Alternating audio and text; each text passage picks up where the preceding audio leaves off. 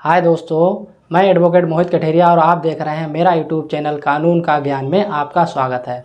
तो आज हम जैसे बात करने वाले हैं, यहाँ पर लिखा है कि सुप्रीम कोर्ट का फैसला ये जो है चर्चा में रहा। ये देखिए 11 अगस्त में। उसके बाद हम आज इसमें क्यों बात कर रहे हैं जबकि ये फैसला हो चुका है। तो इसमें हम बात इसलिए कर रहे हैं क्योंकि इस फैसले में कुछ चुनौतियाँ आ रही हैं।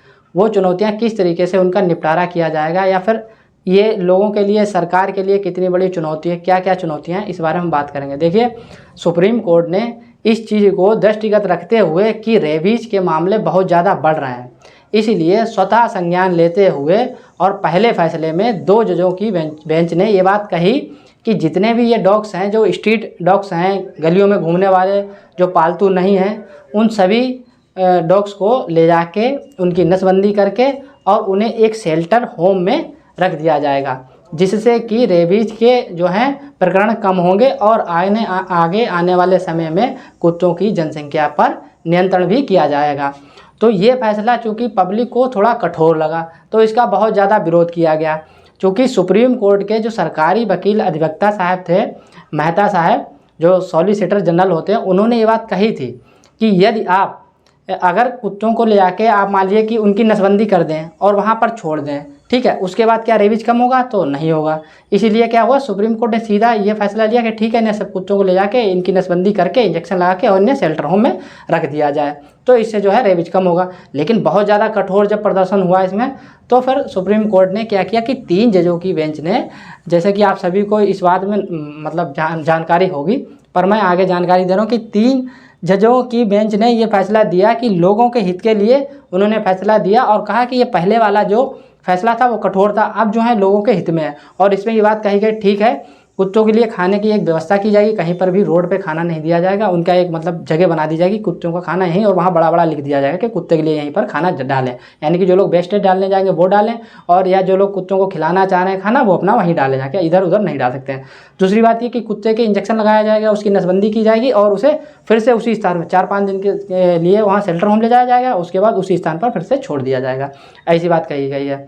तो ये लोगों को ठीक लगा और बाकी कुत्ते भी लोग पाल सकते हैं। ठीक, अब इसमें चुनौतियाँ क्या रही हैं हम उस बारे में बात करेंगे, क्योंकि ये सारी बातें जो हमने बताई ये सभी को पता ही हैं, पर चुनौतियाँ अब क्या आ रही हैं उसके बारे में बात करेंगे। देखिए, चुनौती नंबर 1 ये आ रही कि कुत्ते का जो स्थान बताया गया वो ये बताया गया कि ठीक है कि स्थान होना चाहिए, वहाँ पर कुत्ते को खाना खिलाएंगे, पर ऐसी कोई व्यवस्था करना मुश्किल है। दूसरी बात ये है कि सबसे बड़ी चुनौती कि जब इंजेक्शन लगा के कुत्ते की जो नसबंदी की जाती है उसके इंजेक्शन लगा के वहाँ छोड़ दिया जाएगा मोहल्ले में, फिर उसे दोबारा पहचानने में बहुत दिक्कत हो रही है। नगर पालिका या नगर निगम के लोग ऐसा करते हैं कि उनके कहीं ना कहीं ऐसे डार्क यहाँ पर गले में कोई रंग लगा देते कलर, पर वो 2-3 दिन बाद या 1-2 हफ्ते बाद या 2-4-6 महीने बाद भी छूट जाता है, तो वो ही एक बहुत बड़ी समस्या बन रही है।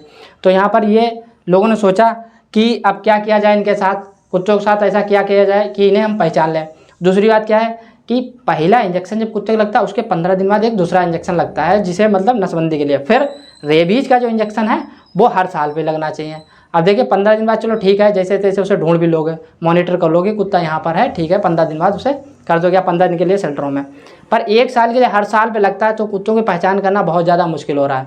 दूसरी बात, जो नगर निगम के या नगर पालिका के लोग जाते हैं वहाँ पर, तो फिर बाकी जो डॉग्स लवर हैं वो उन पर अटैक कर देते हैं, थोड़ी बहुत लड़ाइयाँ उनसे लड़ने लगते हैं, उनके कई वीडियो ऐसे आ रहे हैं जो दिक्कत दे रहे हैं इस बात को लेकर।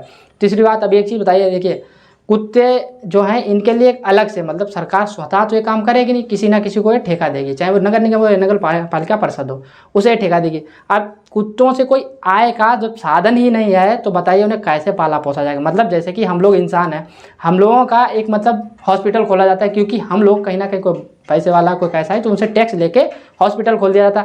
अब इनके लिए कुत्तों के लिए एक अलग से विभाग यानी कि अलग से लोग रखे जाएंगे, सारा खर्चा वो उनका कौन करेगा, उनका खर्चा कौन करेगा, यानी कि इसके लिए भी एक बजट अलग से तैयार किया जाएगा। तो एक ये समस्या आ रही है। बाकी अभी जो है ये देखा गया, चूँकि अभी 2 हफ्ते बाद फिर से एक सुप्रीम कोर्ट में इसमें तारीख लगी हुई है, बाकी सारा अपना निर्णय होगा वो देखा जाएगा। बाकी देखिए, अगर हम अन्य देशों से ये बात सीखें तो अन्य देशों में क्या, जैसे जर्मनी में है, जर्मनी में एक चीज़ ये कही गई कि कुत्ते के मालिक, जैसे हम लोगों के यहाँ लोगों के आधार बनते हैं, आप एक मतलब सिंपली भाषा में समझो, वहाँ कुत्तों का एक आधार बनता है। तो आधार का मतलब ये कि उनकी ट्रैकिंग की जाती है, उनकी चिपिंग की जाती है, उनके पूरा मतलब मॉनिटरिंग की जाती है कि ठीक है फला फला व्यक्ति ये कुत्ता लाया था।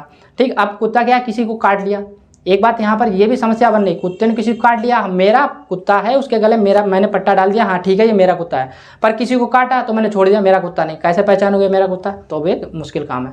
पर ऐसा विदेशों में, जैसे जर्मनी में हम बात कर रहे थे, वहाँ पर ट्रैकिंग होती है और वहाँ मालिक का नाम पूरा सब कुछ लिखा होता है उसमें कि ठीक है, जैसे कुत्ते को वो लोग सर्च करेंगे, ठीक ये कुत्ता किस मालिक का, हाँ इनका, इन्हें कब इसे परचेज किया था, इसी तारीख में किया था। फिर वो कुत्ता किसी को काटता है, रेबीज होता है, सब जिम्मेदारी उनकी है। वहाँ पर टैक्स भी जाता है कुत्ते का। तो आ रहा है कि उन्हें खिलाते पिलाते भी अच्छा है, तो उनके लिए अगर थोड़ा बहुत टैक्स दे दें तो ये भी ठीक रहेगा। हालांकि सुप्रीम कोर्ट ने कुछ स्थितियों में ये कहा है कि वो संस्थाएं और ये जो पशु प्रेमी डॉग्स लवर हैं उनके लिए कुछ ना कुछ पैसा वो लोग वहाँ जमा करेंगे, वो अलग की बात है, पर इनके लिए कुछ फंडिंग भी की जाएगी, तब कुत्तों का कुछ इनका जो है निस्तारण हो सकता है अच्छी तरीके से। बाकी जैसे कि मेहता साहब ने पहले ही कहा था, जो सरकारी वकील हैं सुप्रीम कोर्ट के, कि इस प्रकार से जो है रेबीज में मतलब बहुत ही कम चांस है जो कम किया जा सकता है। कैसे करोगे? क्योंकि कुत्ते के अभी आप इंजेक्शन लगाओगे, शेल्टर में 2-4 दिन रखोगे, फिर उसके बाद फिर उस क्षेत्र में रखोगे तो वो थोड़ा उत्तेजित हो जाएगा, लोगों को और काटेगा, तो रेबीज होने की ज़्यादा चांस है। हर साल में उन्हें मॉनिटरिंग करना मुश्किल काम है। तो चेपिंग करेंगे, उनकी ट्रैकिंग करेंगे, जब ट्रैकिंग करेंगे तो उसमें खर्चा आएगा, तो खर्चे का व्यय करना पड़ेगा, या तो पशु प्रेमी करें या कोई भी करें। तो इसमें 2-3 जो है चुनौतियाँ आ रही हैं। अब उसमें आप बताइए कि ज़्यादा बड़ी चुनौती किस चीज़ में आ रही थी? चूँकि ये खाने वाला सिस्टम बताया कि खाने की एक जगह निश्चित निर्धारित करनी चाहिए। नंबर दूसरा बताया कि कुत्ता किसी मालिक का कैसे ट्रैकिंग करें, उसी मालिक का अगर किसी व्यक्ति को वो काट लेता है तो कैसे जानेंगे उसी मालिक को, तो दूसरे दिन छोड़ देता है, तो ये भी एक मुश्किल है। नंबर तीसरा है कि जो नगर पालिका नगर परिषद के लोग हैं वो आएंगे, उसके इंजेक्शन लगा देंगे नसबंदी का। अब एक तो नसबंदी का लगा दिया, उसके 15 दिन बाद फिर दूसरा भी लगता है, और फिर रेबीज का इंजेक्शन हर साल पे लगता है, तो उसे कैसे जानेंगे? यही वही कुत्ता है गली का जिसे हमने 1 साल पहले लगाया था, वो भी एक मुश्किल काम हो रहा है। तो ये कई चुनौतियाँ हैं। इन चुनौतियों से निपटने के लिए अगर ये सारी चुनौतियाँ जिनके बारे में हमने बात की उन्हीं का अच्छी तरीके से निस्तारण होता जा रहा है, तो मुझे लग रहा है ये वाला फैसला जो सुप्रीम कोर्ट का सबसे ज़्यादा बेस्ट रहेगा, वरना ये वाला फैसला जो है काफ़ी मुश्किल होगा। हालांकि ये फैसला, जो पहला फैसला 2 जजों की बेंचों ने कहा था, वो थोड़ा कठोर जरूर था, लेकिन इससे जो है रेबीज के कम चांस होते हैं। हालांकि हमारे देश में हर साल जो है, अभी 2023-24 का जो आंकड़ा निकाला गया, तो यहाँ पर बताया गया कि टोटलिंग जो है यहाँ पर 21,000 लोग जो हैं इसकी चपेट में आके जो मौत हुई है उनकी। इसीलिए जो है सुप्रीम कोर्ट ने इतना बड़ा फैसला लिया था। अब ये फैसला कठोर लगा, तो अगर ये जो लोगों के हित में है तो मुझे लगा उससे पहले इन चुनौतियों से भी निपटना पड़ेगा। अब आपको ये वीडियो कैसा लगा और हमने जो आपको नई जानकारी दी, क्या आपको इसके बारे में पहले से ही पता था? ये कमेंट करके हमें ज़रूर बताइए, और बाकी आप चैनल को सब्सक्राइब करें और कमेंट करें। जय हिंद, जय भारत।